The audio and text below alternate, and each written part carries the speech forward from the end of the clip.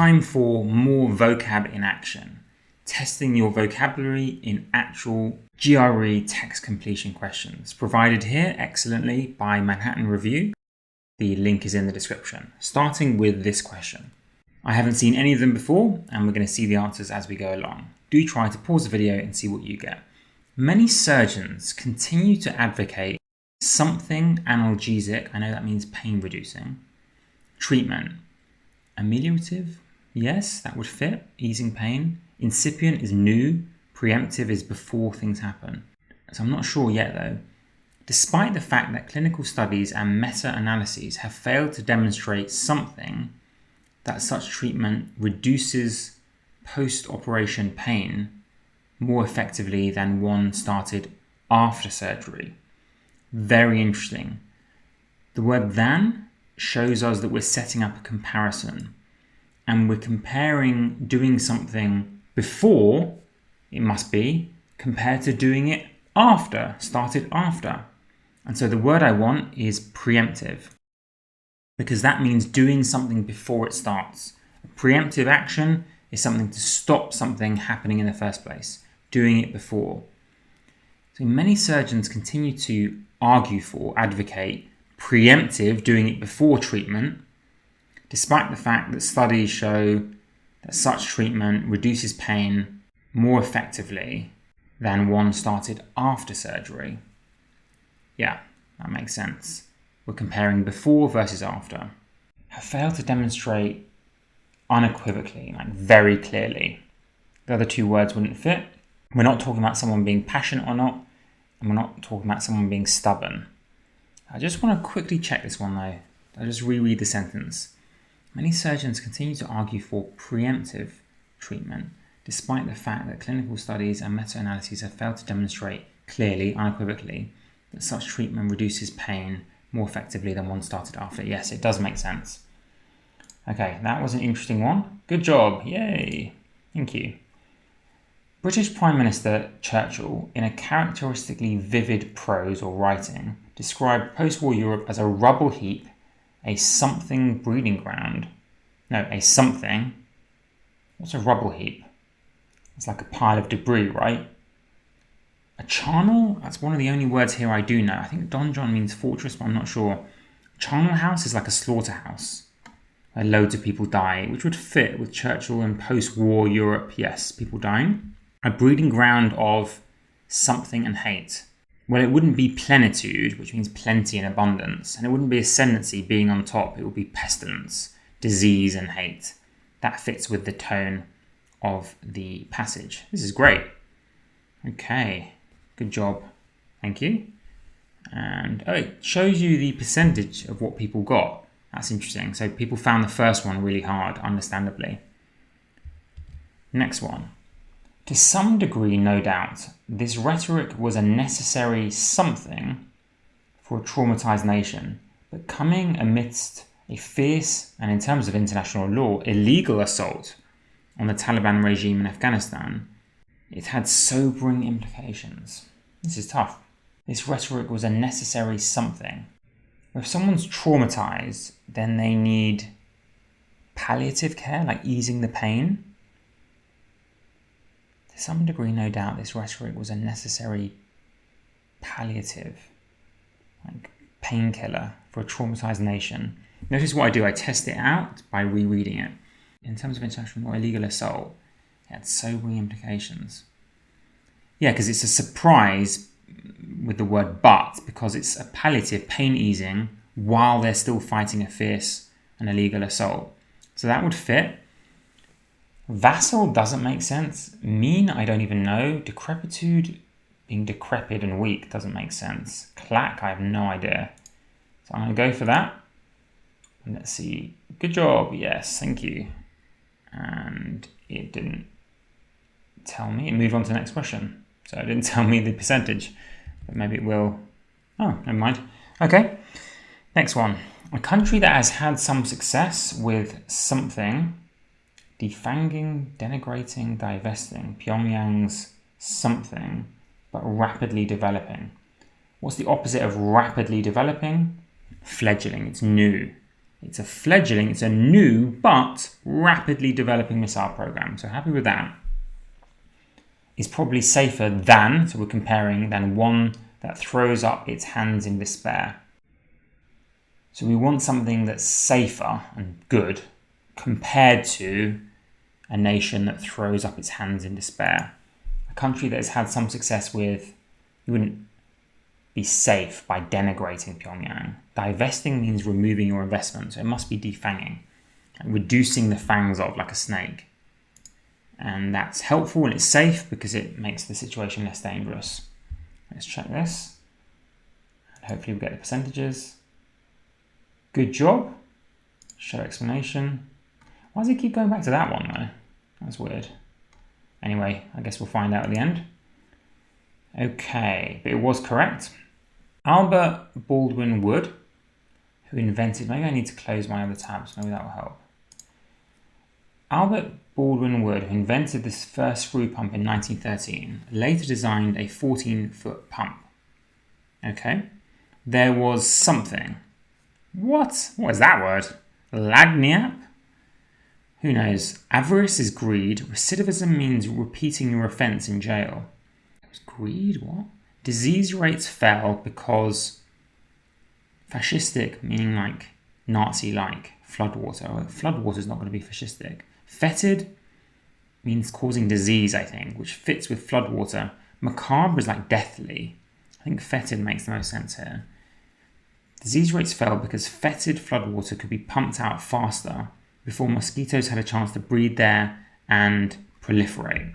It's linked to the word breed, it means spread and grow. What about the first word? It's nothing to do with greed. It can't be avarice.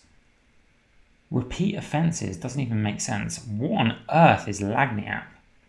Okay, if that's right, it has to be that. I have to guess that one because the others don't make sense. I want to look that one up after. Got it right. No, it went back to this one again. Okay, so apparently lagniappe means like a bonus, a reward that you give. Never heard of this. Anyway, checking the others, I can go back and see them now. That one was indeed A and F. But I'm now going to move on to this one. That something politicians might adopt Franklin's distinction between appearance and reality. That's something politicians, incorrigible, unchangeable, peevish, kind of pointing out small errors, I think. Wily is like sneaky. Might adopt his distinction to become something confidence men. Dubious. Confidence men, I think, means con men. I don't know what flagitious means. Did not seem to something George. That, I guess they must be wily because they're sneaky, they're becoming con men. That wily politicians might fake and adopt the distinction between appearance and reality to become dubious. This is tough, I have no idea. Dubious con men? I think there needs to be more clues in this question. It's the first of the weaker questions. Did not seem to, you can't occlude or obscure George. Tranquilize. Discommode means off-put, I think. Tranquilize is make peaceful. But we don't know anything about George, so we don't know whether this is going to upset him or make him happy. But I'm guessing it's a bad thing, and so the author is kind of shocked that it's not discommoding or putting him off. Honestly, I don't know. I don't really like this question. It's probably going to say I got it wrong. Yeah, missed. Hey, what was that? It was discommode and wily. Inscrutable. Yeah, that was a really weird one. Distinction between appearance and reality. I get what each of those words mean. Well, I didn't know flagititious, but inscrutable means you can't read them.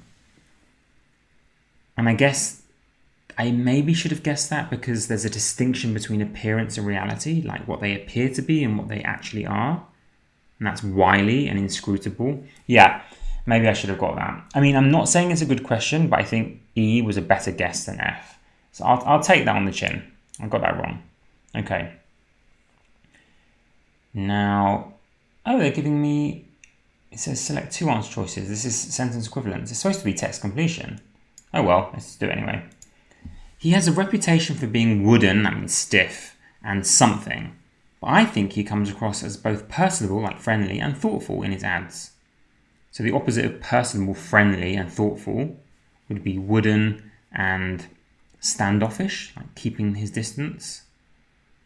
Uncongenial, like not being congenial, not being friendly. Those are the two negative words. Blithe means kind of ignorant and uncaring, but there's not another word that means that. So that is a negative word, C, but it doesn't go with the others. All the other words aren't negative. So I have to be B and D for me. Let's check that. And it was correct, but again, they're not showing me. Let me see if I can try and find it. Okay, here are the percentages. Yes, it was, and most people got those. Okay, I think I need to close them. That's the secret. If I close them, then it works. The Russians sought formal Western recognition of their expanded borders and acceptance of, or at least, okay, you don't want to accept it, but you at least tolerate it, I guess would be a good word. Or at least something in acquiescence is a great word for tolerate. At least acquiesce. Stay peaceful, don't say anything about it. You might not accept it, but at least recognize it, acquiesce to it in their emerging sphere of influence in Eastern Europe. Desiccate means dry out. Dissent, that's not the same thing. Insubordination is with a superior, that doesn't make sense. Surfeit is like the opposite of a deficit. Pretty confident, 99% sure it's acquiesce here. Good job. Brought up the last one. No, there's no way of immediately getting the percentages, but I'm going to find it again. Here it is. It was acquiescence, and almost everyone got that. Okay, this one. The former Bolshevik revolutionary transformed the government he ran, and even the country he ruled during the 1930s, interesting, into a something extension of his own pathologically, like diseased, suspicious personality. He transformed the government and even the country into an extension of his craziness, suggests the historian, into a... Fungible means tradable, like money and tokens. That wouldn't really make sense. Gargantuan is like huge, like massive. It would kind of make sense because it's like a massive extension. It's a whole country rather than just one individual. Sycophantic means sucking up to people, flattering them. But it doesn't say that anyone is sycophantic here. So even though it could fit, there's no clues for that. Didactic means teaching something. That doesn't make sense. I have no idea what heteromorphic. Hetero is different, morphic is shaped, so like differently shaped. I don't know what that means. I think gargantuan, just because it's an entire country rather than just one individual. And it was right. Okay, and I have to close it to find out the answer here, or find out the percentage rather. So let's just open this up again. So you get the percentage, and it was gargantuan. A lot of people picked the other one, so that was a really hard one apparently. And the last one is this, which I've already done. Oh, did I miss one? Yeah, I missed the first one. Okay, let's do it. One element which may not justify violence itself, it doesn't justify, but which something its use kind of doesn't justify it, but helps justify it, is the belief that death in a sacred cause is the proper end of life. Okay, it doesn't justify violence, but it kind of accepts it, tolerates it. Not incriminates, that's negative. Valorizes, like celebrates, yes, that would fit. Doesn't justify it, but does celebrate its use, make it seem courageous, full of valor and courage. Indict is prosecute, no. Abrogate, keep forgetting that word. Always forget that word. I need to create a mnemonic. I think it means to like reduce the power of something. That wouldn't fit. Rescind, take it back, no. Valorize.